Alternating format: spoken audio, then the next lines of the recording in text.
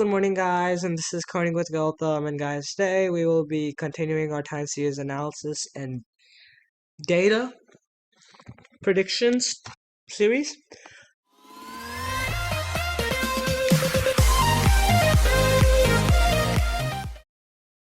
So, what we did in our past video was we just installed all the previous packages, then we talked about Google Trends, then we made some data over the trends pizza, salmon, popcorn, and spinach, and then we talked about the is partial column and the date column and how it's an index. And if you don't know any of these things, you're like, what is he talking about? When did we do this? Go and check out my video over there.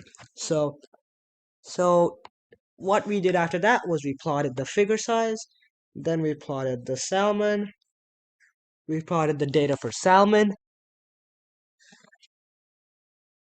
and then after that we also plotted the data for spinach.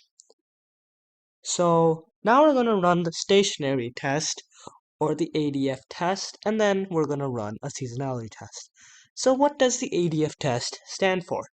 So the Adf test stands for the Augmented Dickey-Fuller test. So how do we run this test?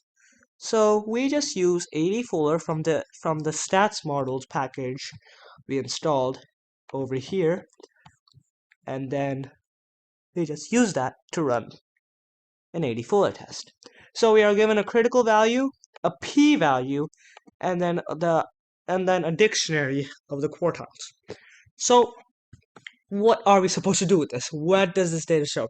So we are supposed to use a p-value. So this is a p-value. If it is less than 5%, you can reject the null hypothesis saying that it has a unit root. And this does not have a unit root less than 0.5%, meaning that it is indeed not stationary. And if you look over here, we can understand that pizza is not stationary. It stays, but then it comes up back, and then it goes down, but it still stays straight. And then now we run the data test for salmon, and then it's 0.0021. And this is less than 0.05, meaning that the salmon data is indeed stationary. And this is because there might be some incline, there might be just a slight incline, but it's still continuing over the 7.5 as an average. So then we are going to run the Adf-Fuller test on something that is not stationary. So let's just see something that trended very recently. So let's go for PlayStation 5, PS5. The PS5 has been trending, so it's 0, but then it counts to 12, 11, 12, and 13. So we could clearly see that the PS5 is not stationary. So we run this, and then we get a value that's more than 0.05, meaning that indeed this is not stationary. And if we just run the data plot, we can see that this indeed is not stationary. It stays low, then it has a huge spike. I think this is the release date, the days before the release, and the actual release date where it came out, and then it just stopped. So this would like screw up our data, as we just have 3 stationary and 1 non-stationary value. So we're just gonna leave that be. And then we are going to import a seasonal component for us to see to use the seasonal decompose test from start. So we're gonna do snowboarding. Okay, we're gonna do snowboarding.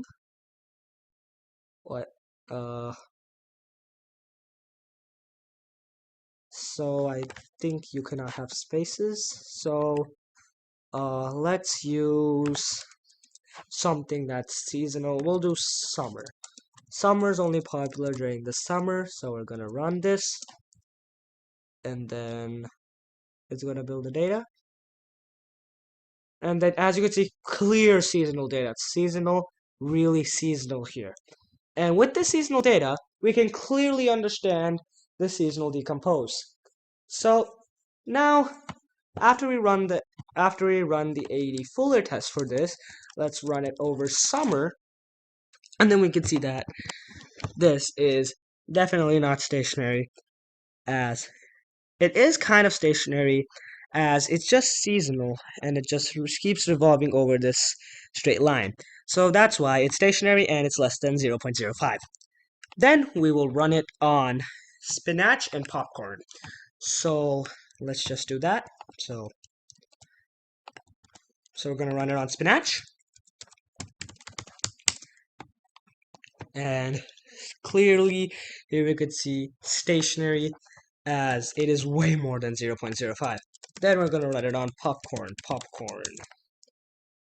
And then it is really close but to being stationary, but it's 0.4, not 0.0, not it's 0.04, not 0.05, so it is stationary. So now we are going to run the seasonal test. So I'll just seasonal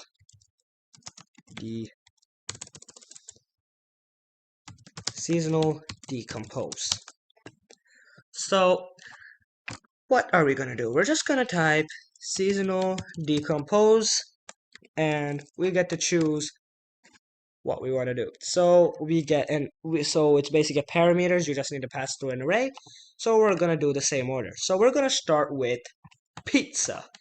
So data pizza, and we run and guys, remember to put the semicolon at the end. And you might be thinking, it's not working. What is happening? Well, you have to do this. Dot plot, because it is actually 4 graphs. And remember the semicolon at the end, or you'll get 2 graphs. Yeah. So here's the data of the pizza. So here's the trend. It goes straight, then it goes high, but then it declines. Then the seasonality, it's seasonal, as we have the spikes during like the start of the year with the celebrations happening. Then we are going to do that for salmon to see what seasonality we find in salmon. So we go salmon, we give it a minute, and then we can see what stationary we have. We have a drop, a hike, stationary data, another hike, then a drop, then a hike.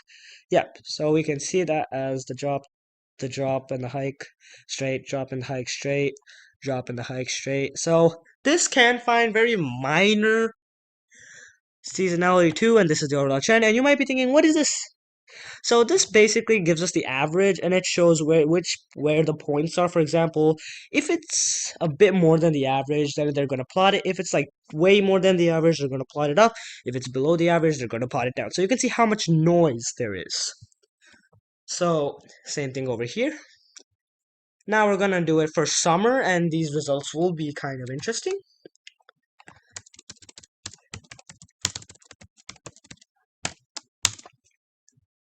As we have a clear seasonal component over here. And yes, seasonal component captured. But it still does not capture the increase of the seasonality, but it does catch the seasonality.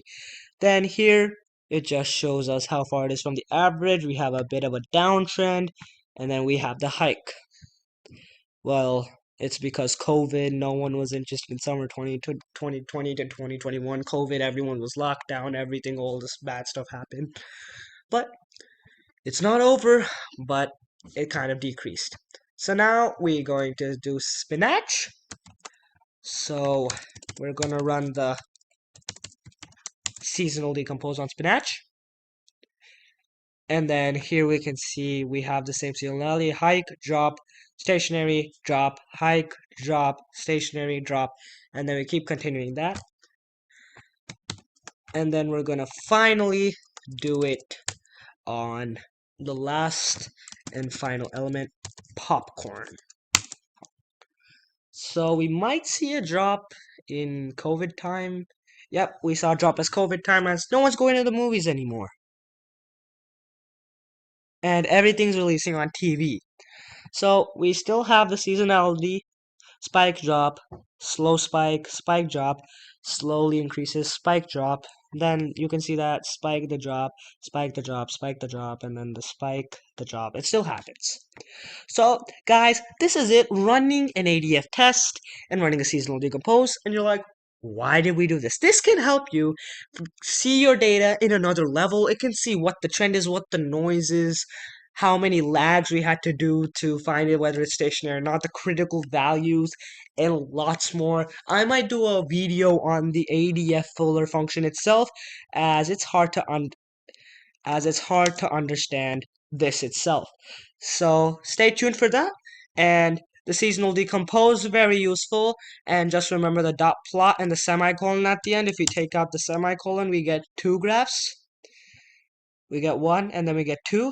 And there's no need for two, so that's why, let me just, yeah, so there's no need for two. Then we decompose salmon, then we decompose summer, and we can clearly see how this captures the seasonal content. And you might be thinking, what are we going to do with it, whether it's seasonal or not? This can help us choose whether we should use an ARIMA model or a seasonal ARIMA model to do our predictions. So that is it, guys. Stay tuned for the next video in this series. This is Coding with Gautam, and I'll see you next time. Have a great day and enjoy your week.